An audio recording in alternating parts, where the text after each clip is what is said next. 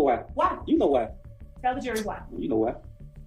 So you're not going to tell the jury. Was your father with you when you talked to Gator and Dennis in August 2015? No. Did you live with your father in August 2015? No. Why did you tell them to come get you if you had your own vehicle? Because my girlfriend was in mine. Your girlfriend was in yours? Yes. All right. Because I was going to get in the car with my girlfriend. I was getting dropped off to her. Okay. And so, did you have guns in Yes. the car? How many guns total were in the car? I know I had two. So, do you just normally hang out at the BP with guns? Yes. All right. So, when they came and got you, what did they do? Yes. Hey, I'm trying to figure out who we're talking about. Your Honor, I, first of all, asked him about people, and then I referred to those people specifically. All right. So, were those people? Your Honor, I asked you. Is it a vagueness objection? That's just vagueness. Your Honor, I was specific. I asked him about a specific set of people. I don't know I what- specifically referred to them. Well, I think we should be clear about what we're talking about right now. Go ahead and clarify. Shard's kind of hinting that she's intentionally not being clear. Darlington, Moncton, and Shannon. You said Garlington, Moncton.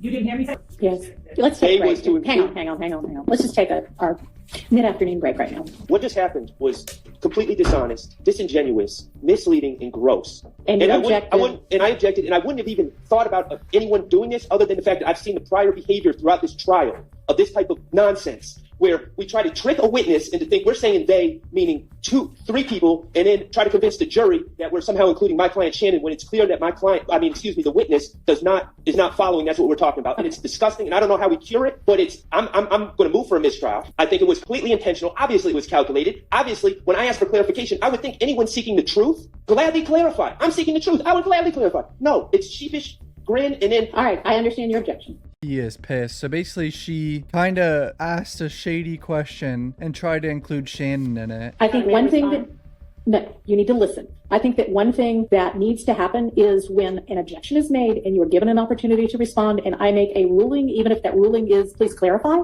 that you then need to obey what my order is instead of continuing to argue. Your Honor, when I asked for clarification, Now she yaps and responds. consideration, I believe that as an advocate and as a person who is actually representing the victims who have been victimized in this case and who is representing as much as actually more than an officer of this court, and I represent something, I believe that the state has as much right to express, to request, and to ask for consideration and for an allowance to ask the questions that it wishes to ask as the defense does. I believe, Your Honor, the objection that was made, and I understand what Mr. Sharp said, but there are a couple of things at play here. One, Mr. Sharp is well aware that Mr. Zachary has said that his client was with him. He has said it in the interview that I'm holding in my hand. He is not being honest with the court when he is claiming that Mr. Zachary had no idea what I was talking about. I literally said Shannon, Demikian, and Moulton, and I asked him how close he was with each of them.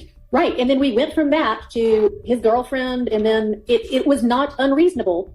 And the objection could just be, vague, but it was not unreasonable to object to make sure that it was clear what the question was, who the they was in the question.